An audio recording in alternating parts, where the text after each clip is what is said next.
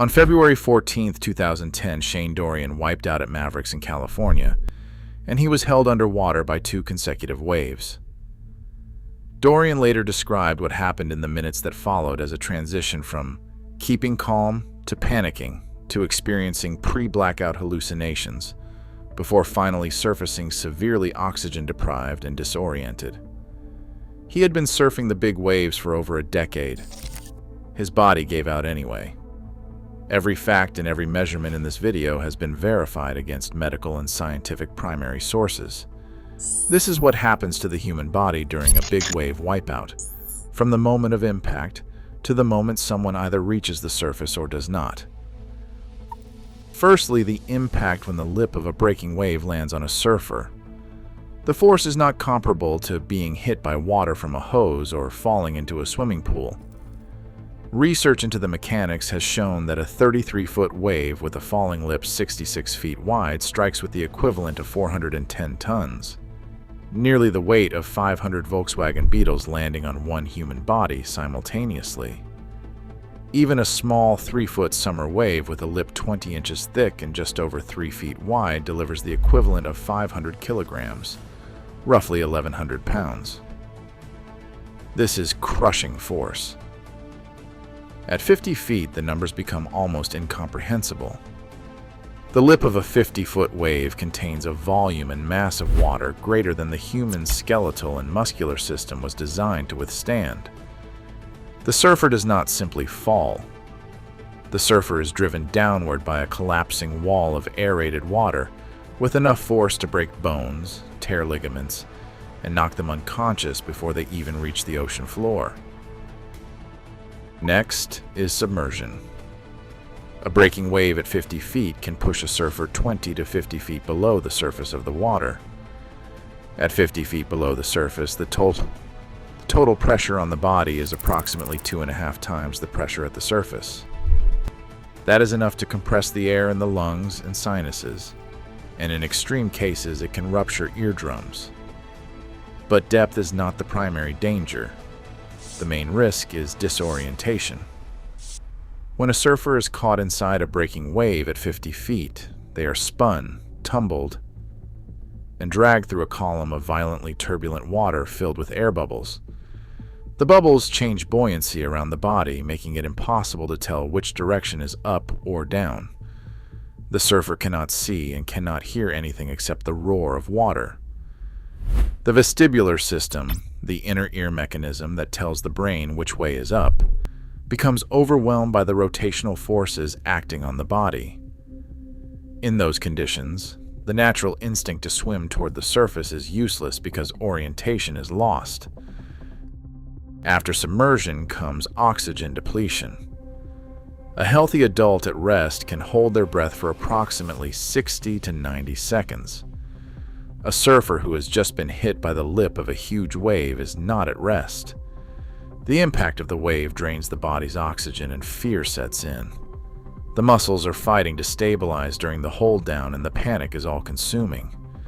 A big wave surfer who trains specifically for breath hold endurance using apnea techniques can extend their underwater tolerance significantly beyond what an untrained person can manage.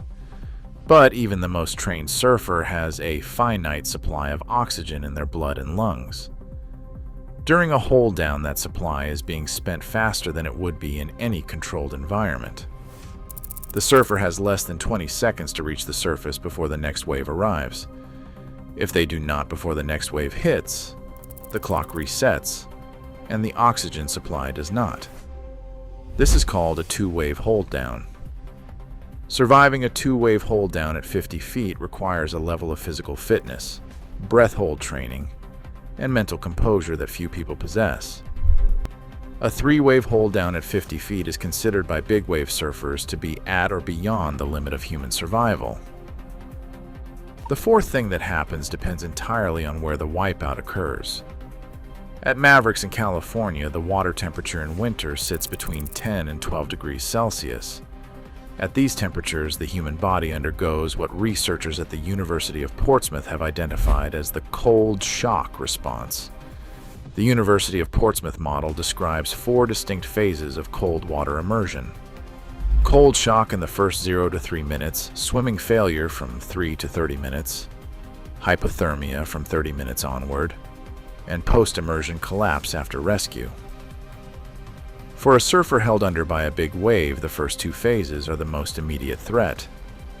Cold shock begins the moment the body hits the water. The body experiences an involuntary gasp reflex, a rapid increase in heart rate, and a dramatic spike in respiratory rate. In water below 15 degrees Celsius, the ability to hold one's breath drops from over a minute to just a few seconds. A surfer who wipes out at Mavericks in 12-degree water and is held under by a 50-foot wave is fighting against a body that is physiologically incapable of holding its breath for as long as it needs to. Swimming failure begins at approximately 3 minutes. During this phase, the cold penetrates the muscles and nerves, progressively reducing the surfer's ability to swim. Grip strength deteriorates and coordination fails. A surfer who surfaces after a 2-wave hold down in 12-degree water and then needs to swim to a jet ski or paddle back to the channel may find that the muscles in the body no longer respond the way the brain is telling them to. The cold does not just make the wipeout harder to survive, it makes surfacing afterwards more challenging. At Pipeline in Hawaii and Teahupoo in Tahiti, the water is warm but the reef is shallow. The danger is not cold shock but impact with the ocean floor. At Pipeline, the lava reef sits between 6 and 10 feet below the surface. At Teahupoo, the coral reef sits as shallow as 20 inches below the surface. A surfer driven downward by the lip of a wave at either of these breaks is not simply being held underwater. The surfer is being driven into a surface of jagged rock or coral with the full force of thousands of tons of moving water behind them. The injuries documented at shallow reef breaks include fractured skulls, broken vertebrae, collapsed lungs, and lacerations deep enough to expose bone. At breaks where the reef is jagged and irregular, the surfer's leash can become the difference between life and death. A leash keeps the surfer attached to the board, which provides flotation and allows rescue teams to locate them on the surface. But a leash can also become entangled on the bottom, trapping the surfer underwater and preventing them from reaching the surface even after the turmoil is over. This creates one of the most debated decisions in big wave surfing. Some surfers at the most dangerous breaks choose to surf without a leash specifically to avoid entanglement, accepting that if they fall, they will lose their board and with it their only source of flotation. Others refuse to remove the leash because without it they are invisible to rescue teams in the impact zone. There is no correct answer. Whether or not someone wears a leash, the reef remains the same. Bryce Torrea was thrown headfirst into the reef at Teahupoo in 2000, suffered 2 broken cervical vertebrae, and died in hospital. The reef does not care about surfing experience. The inflatable safety vest changed the equation, but it did not solve it. After Shane Dorian's near drowning at Mavericks in 2010, Dorian and Billabong wetsuit designer Hub Hubbard developed the first pull-tab inflation vest specifically designed for big wave surfing. The vest was first deployed at Piahi on March 15, 2011. When a surfer pulls a tab on the front of the vest, compressed carbon dioxide fills a bladder inside the vest, and the buoyancy brings the surfer toward the surface. The vest has been credited with saving lives since its first deployment, and it is now standard equipment worn by virtually every big wave surfer. But the vest has limitations that every surfer understands. If a surfer's leash is entangled on the reef, the vest will inflate, but the surfer will remain trapped underwater, pulled upward by the vest and held down by the leash at the same time. If a surfer is unconscious and surfaces face down, the vest provides buoyancy but does not guarantee that their airway is above the waterline. This is one of the reasons inflatable surf vests are not legally classified as personal flotation devices in the United States or Australia. If a surfer deploys the vest too early between waves, the inflated bladder prevents them from duck diving beneath the next incoming wave. That can leave a surfer stuck on the surface directly in the danger zone of the next wave.